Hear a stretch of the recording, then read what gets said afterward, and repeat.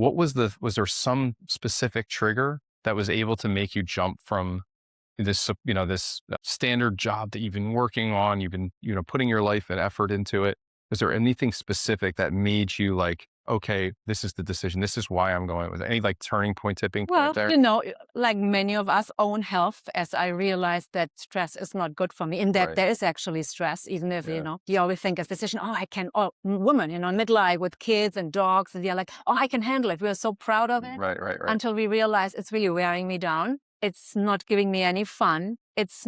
I'm not in control. And the stress of that, you have to work in a system that doesn't support your ideas. And, then I had a great partner who supported that. It was a big step. People thought I'm crazy when I left University of Maryland. I was like, you have the golden shackles. And I was like, no, I'm going to move on. And so it sounds to me when you made that transition, it was like a weight being lifted off your shoulders. And yes. Yeah. I mean, that comes with anxieties and sure. insecurities, Yeah. but I definitely never look back. Not a day. Yeah. What if aging isn't about slowing down, but leveling up? I'm Dr. Isaac Jones. This is the Longevity Leaders Podcast. We have Dr. Christina Enzmann, originally from Germany and now in Maryland. So you're an MD, PhD. First off, where did you get your education, your degrees? In Hamburg, In Hamburg? Germany. Yep, I did medical school there, and then my doctoral thesis, that's where the PhD is coming from. Okay. And I really, I saw myself as a university professor in Germany. So my plan was really not to come to the US. It was my ex-husband, Okay. So, Okay. but, it was funny because I liked, this career path. I wanted to be breast surgeon. Yeah. In Germany, gynecology, breast surgery belongs to gynecology. Okay, So I all wanted right. to do all that. But then, life played out differently. Yeah. And my ex-husband, he got a job in the US, and we thought, well, 2 years, a time, and then they come back. Right. And how it often ends up, like we never came back. I had no Yeah, children here, and then there was just How many children do you have? 2. And they are now, they're 21 and 23. So Okay. they're All right. grown up. Okay. Wow. You look too young to be having kids that old. So that's your work coming to fruition, huh? Yeah. That's awesome. All right. So in your for prior to this conversation, we were talking about that you went from conventional care and now transitioning. So you were doing gynecology or doing surgery here in the States. Mhm. And then what kind of like made you want to transition? What's the origin story there? It's a good story. So, Okay. so early in training, right, gynecology, and I worked for University of Maryland. I was very proud of myself, and so I started early on taking care of menopausal women. But there's no training in gynecology, and we really were not well prepared. So I started to become certified with the North American Menopause Society. So I did really good data on menopausal care. I started early HRT and, Okay. followed these very, good guidelines. I think the North American Menopause Society is great. They were supporting women very, very early on when everyone was still scared of hormones. Sure.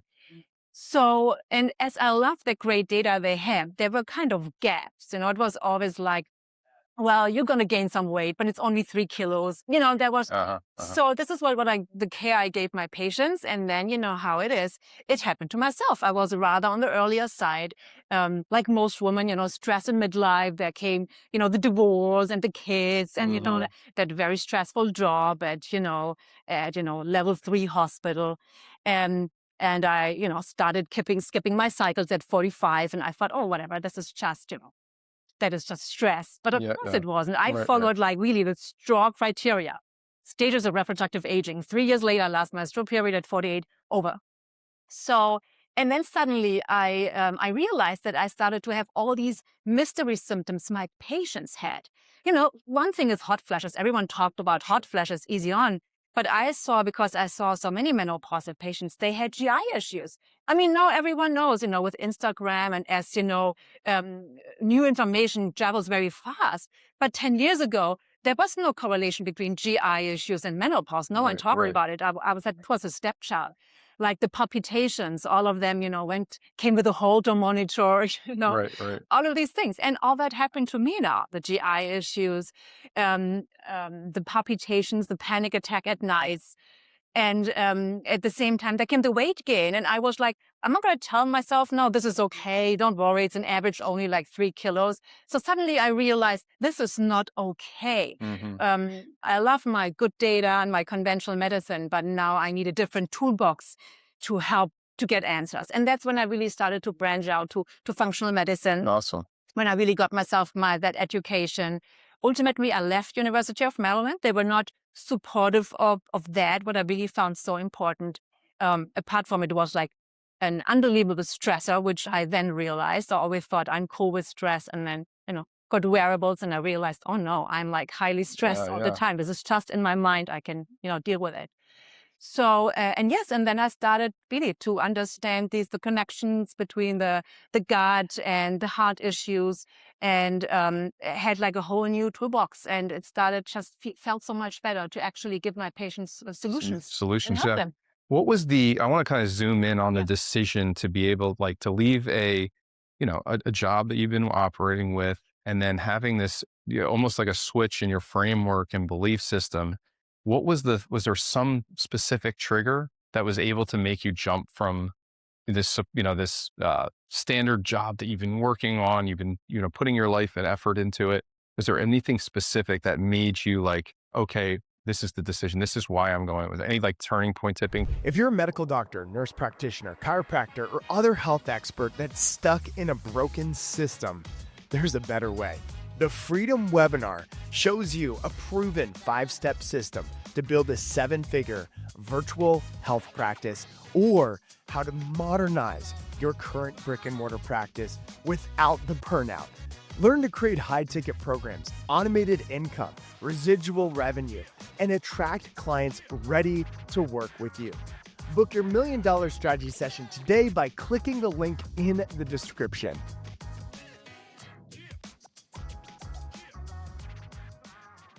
Well, like many of us, own health, as I realized that stress is not good for me, in that there is actually stress, even if, you always think as a physician, or women, midlife with kids and dogs, and you're like, I can handle it. We're so proud of it. Right. Until we realize it's really wearing me down. It's not giving me any fun. I'm not in control. And the stress of that, you have to work in a system that doesn't support your ideas. And, then I had a great partner who supported that. It was a big step. People thought I'm crazy when I left University of Maryland. I was like, you have the golden shackles.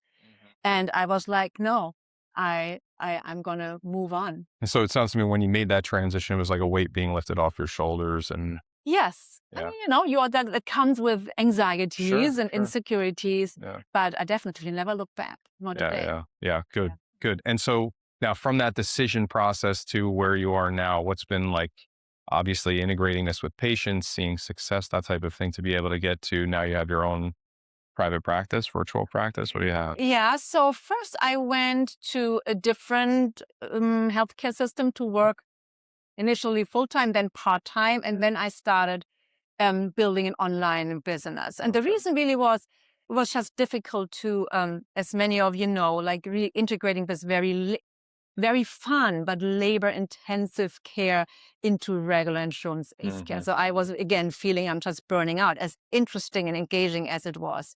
So then I wanted to provide these patients with the opportunity, if they really want to dig deeper, to have care with me. And that's when I created, I decreased my hours with my real job back then, and then, created space to create that online space. Awesome. And so that's how I did it. And, Yeah, great. And then, so are you focused in specifically on females still, or are you? Yes. So, I'm a gynecologist, but I treat all genders. I have a child I'm treating. I have more husbands now because, many of the things that apply to midlife women apply, to everyone. Right. So absolutely. And are we getting to that? I did quit my healthcare job, actually. So. Yeah.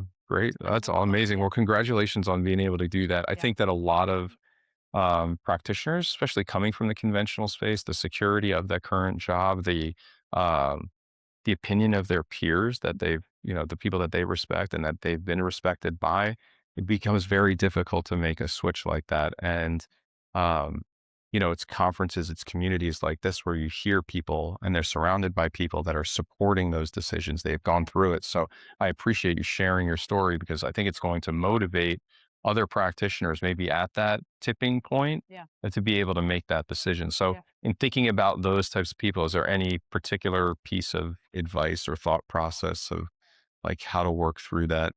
Yeah, I took it very slowly, Yeah. as I was then with a new job that I worked part-time, and in a big healthcare system. I want to encourage people because initially I was afraid, putting these more functional medicine thoughts in my patient notes, right? So I knew, well, God, the internist can see that, and the rheumatologist. And but the confidence came because people were starting to send me patients. Like, really, the die-hard conventional medicine endocrinologists, they started to send me their complicated patients. That was funny, right? That was like really, and I was like, okay. Well, I've got chills hearing you say that because that means that the tide's turning, the wave is building bigger, right? I mean, to show the documentation of why or how, and then really reasoning out in the notes, it educates those doctors, but then it puts them a lot more confident in your abilities. I was like, okay. And then, Yeah, even I want to tell you, like, we had a bone health center. And, I let them manage like osteoporosis initially. And someday that endocrinologist, she reached out to me and said, like, can I come and shadow you? I would like you to educate me about, I love that so much. and it was funny. And then I was like, do you just want to hear about the hormones? I was like telling her, look, I'm more like in a functional space now. There might be some things you might have never heard. She was like, where can I get that education? Okay, So, and she actually stopped, recommending dairy for the osteoporosis. Oh my goodness. I know. I don't see it in her notes anymore. It was crossed out. She says greens and vegetables. And so that's the change you can more actually make. alkaline. That's awesome. Oh, that's so wonderful to hear. Anything else from like, I mean, where has it led you currently? Like, what are you doing right now in the virtual space? We'll dive a little bit deeper into that. Yeah, so literally 3 months ago, I finally decided I'm going to leave that conventional space behind. Not because I think I can good do things there, but it's just, it didn't get me where I want to be. And it was just taking away RAM, I want to say, from really creating to really help more and more patients. So I resigned, and now I'm literally doing basically 95% as an online. And 5%, I have half a day a week. I do see in my own practice now because I also do vulvovaginal disease. They haven't talked about that's there is something that gives me also lots of fun. So, so that's how it changed around. I do mostly online and have this little space where I still see some of my old patients and that vulvovaginal disease. So beautiful. And are there people that are coming to the virtual? How are you acquiring those patients? Is it through marketing? Is it through word of mouth? Like, a lot of word of mouth at this point. See, that's awesome. I haven't done any ads. That's not, I have a virtual assistant and she does like, social media, but I feel many patients really find me word of mouth. They just, are being referred and they look me up online and, I give them the option to see me. I make it very clear. Clinic is regular gynecology. I'm very clear about that, what they understand, what they're going to get there versus you really want to dive deep, and these are more symptoms. And so I have to say, the way I'm clarified on my website, most people self-assign them in the correct way, really. Yeah. Great. Yeah. And it's such a reward to have other patients refer patients to you, and then to be able to build your practice off of a referral only is pretty special. Yes, that's nice. And they send me, then their daughters, and then there comes some, and then the husbands. Yeah. It's funny, right? It always starts with the wives. Well, not always, but majority of the time it starts with them. That's awesome. Okay, so if people are listening to this, another practitioner wants to speak with you, a patient or prospective patient wants to reach out to you to learn more about how you approach female hormones or general health, how would they contact you? I have a website, drchristinaenzmann.com. Okay. I have an email, contact@drchristinaenzmann.com. Okay. So just shoot me an email. All right. Look at the website. And then Christina, Christina? Yes, correct. Okay. And then Enzmann, Z Mann. And doctor is just DR. Yeah. But awesome. you're going to find me because it's weird. So even my hospital system, when people put my name in, always my private practice came out. I was afraid they're going to fire me at some point, but they didn't. Okay. All right. Well, I'm glad that you were able to be the one that determined when and you were going to leave. And I appreciate you sharing with me and with us the process of what that was like. So thank you very much, Dr. Christina. Yeah, thank you. All right. Thanks for listening to the Longevity Leaders podcast. Our Longevity Leaders community is on mission to transform 100 million lives by 2040. If you enjoyed this show, please share this with somebody that you know, especially another doctor or physician, but also click that follow button. Until next time, stay strong and live long.